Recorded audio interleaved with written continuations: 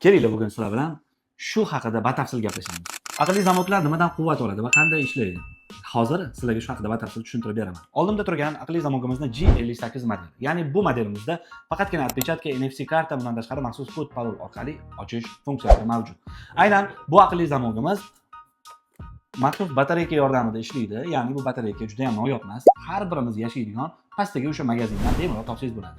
Ya'ni bu batareykamizning quvvati qanchaga yetadi degan savollarga aniq javob beramiz. 4 oydan 6 oygacha bemalol sizga yetib beradi. Agarda aynan mana shu batareykasi tugab qolsa, o'zi sizni bir hafta oldin ogohlantiradi. Aynan shu paytda qo'lingizga 10 ming so'm pul olasiz va o'zingizni tanish do'koningizga tushasiz. Shu batareydan 4 tasini xarid qilib, yana mana shu yerga joylab qo'yasiz. Bo'ldi, yana 4 oydan 6 oygacha aynan mana shu aqlli zamogimiz sizga xizmat qilishga tayyor bo'ladi. Oldimda turgan aqlli zamogimizning yana bir juda ham mukammal va aqlli modeli.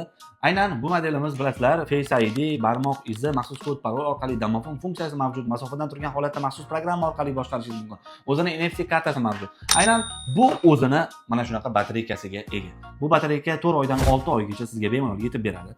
Batareykasi tugab qolishidan bir hafta oldin sizni ogohlantiradi. Aynan biz bu paytda nima qilishimiz kerak? Uyga kirdik, kechqurun yotishdan oldin zaryadkamiz, ya'ni oddiygina Type-C sim orqali batareykamizni zaryadkaga qo'yamiz. Ko'rasizlar, qizil chiroq yonib zaryadka olyapti, uyquga ketdik. Oradan 6 soat yoki 7 soat vaqt o'tdi. Batareykamiz to'liq zaryadga ega bo'ladi. Yana 4 oy, 6 oy davomida sizga xizmat qilishga tayyor bo'ladi.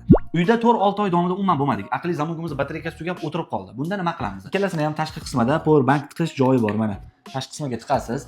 Buniki bu qismda joylashgan. Tiqasiz. Zaryad olgandan keyin bemalol eshigingizni ochib uyga kirib ketishingiz mumkin. Aqlli zamok haqida sizni qiziqtirgan savollar bo'lsa, albatta kommentariyada kutaman va bu savollarga javob berishdan charchamaymiz. O'zingiz ehtiyot qiling. Salomat bo'ling. Aqlli zamok 21-asrning eng so'nggi texnologiyasi.